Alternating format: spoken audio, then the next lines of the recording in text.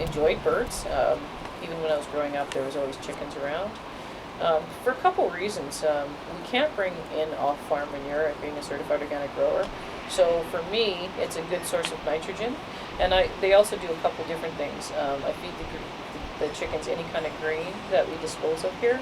We pick up compost from the restaurants, and every now and again there's some really nice fresh greens on top that the birds will love, so they're kind of getting a good balanced diet of everything that's on the farm, plus their hen scratch. Well, a big part of it is the whole coop is fenced in. Last year I had some grizzlies in the yard. They were asking me to use an electric fence, and I kindly just declined and just made sure that they couldn't get access into the birds. If it's caged in inside, if they have someplace safe to go inside where they're not gonna, it's usually fine. Every time we go out to Cowley. A gentleman has a farm called Meloff Farms. It's called Hen Scratch, so it's a mixture of a whole bunch of different, there's wheat, there's oats, there's barley, there's alfalfa, there's oyster shells in it, so it's a really well balanced mixture for the girls. I buy 20 bags. I usually buy 20 bags, will last me for a month, and I have roughly just under 100 birds. Well, we talked about the wildlife, like coyotes and stuff you had mentioned before. We have quite a few bald eagles around here that have been swarming my nests, actually my coops. So it's covered exterior-wise outside with chicken wire. Inside it's basically a nice shed with, doesn't go to below freezing in there. They don't like to be any hotter than 75 degrees, and they don't like to get any colder than 75 degrees for optimal laying temperature, as they say. They don't really like the snow all that much. Chickens have very tender feet, so if their feet freeze, then you have an issue with the bird itself.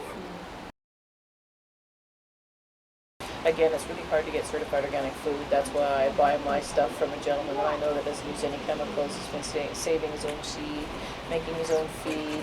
It makes a big difference for the bird. Birds will get coccidiosis, and then there's really not a lot of vet can do for the chickens. Unfortunately, they live and they die. That's basically the life of a bird.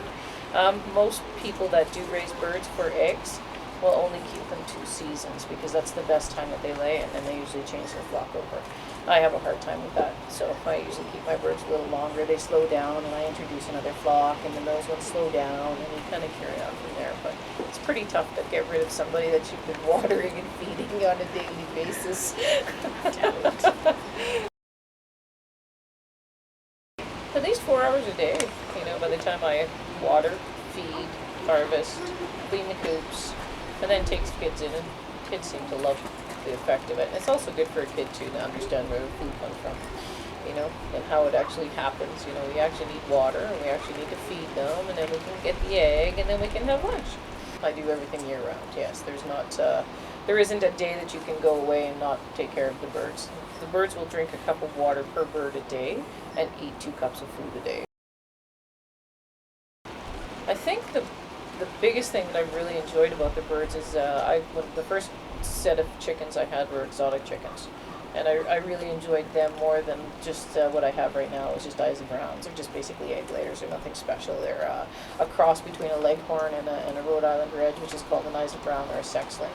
So it's about egg production with this flock that I have right now. So it's about maximizing the egg, whereas the other birds, they were a little bit very attractive, very pretty, very nice to look at. Well, if you're going to go out and feed them every day, you might as well be something pretty, So, and that's a big part of it. And each different exotic chicken has a different personality. Like, I get green eggs, I get yellow eggs, I get white eggs, So, and that's kind of, I get brown eggs, And that's something nice too. And it's more fun than just kind of having a standard boring white egg that's stamped with a generic stamp on it that says, "Oh, it's an omega-3.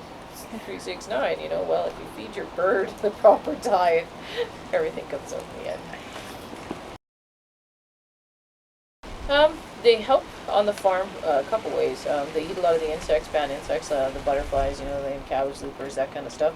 And like I said before, they eat a lot of the the stuff that I don't compost, you know. So like they'll get if I clean basil and I have stem, they get that. So of course the eggs taste like that, you know. So and that's another bonus too, you know. If I have extras, you know, salad greens or weeds, dandelions at this time of year is what the birds really love, and that's what gets them really dark gold yolk and flavor too, you know. So dandelions are so good for us. Yes, they're a weed, but the chickens seem to really like them a lot. Again, I think I have leghorns and some Rhode Island Reds in the back coop that I got from a friend that had a baby and she didn't want her birds anymore. I find the leghorns are very, because they're purebred, they're very aggressive bird. They're very flighty. They're very kind of okay, you know, like here I am. Whereas my exotics I can touch and I can pet them. They're a little bit more docile. They're also more of a Banty chicken, so I get a smaller egg, but it's still the same size when you crack it in the pan. It's just when you're actually harvesting and cleaning the egg, it's actually really cool when it's just a different color. So birds have all sorts of personalities. Roosters have more, I think, than some of the hens, but Yeah. yes. About the time, the commitment that it takes, the expense is another thing. I don't make any money off my birds. It's more convenience, and it's something to offer people that come and shop at the farm. A chicken will lay an egg every other day, so it's a pretty tough stewing bird. You know, all you're going to get is soup out of her. You know, there isn't a lot to do. But sometimes when I have too many roosters, we'll have a nice little, you know, roast, that kind of thing. But most of the time, it's just they live until they no longer live anymore.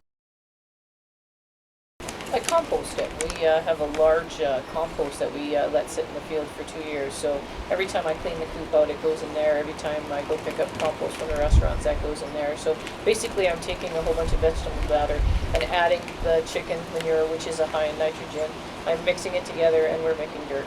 Because I know where it came from. I know what's in it, and that's what it's about. Being a certified organic grower, you have to be able to track your stuff, because if something happens, again, we had another scare with tomatoes, a salmonella poisoning in Texas. All the fast food joints were taking all their tomatoes off there, you know, because they don't know exactly where it came from. Well, if that was a certified organic farm, you didn't know exactly where it came from.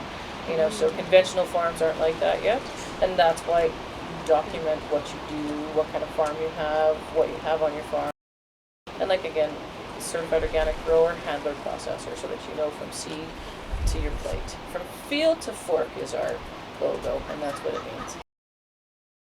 It's not cheap to do my birds. Every time we go pick up feed, especially because of gas increasing, wheat increased this year because we're using all our grains and stuff for ethanol, you know, which is a good in a way and bad in another way. So, you know, you have to feel that one out. But I spent probably $200 a month on my chicken feed. Just on the feed. Just on the feed. That has nothing else. That's not time, that's not labor, that's not cartons, that's not... And I buy new cartons every time because my stuff goes into a store. So we finally found some nice paper cartons that are biodegradable, and that's what I'm after. So it's no more styrofoam for this gal.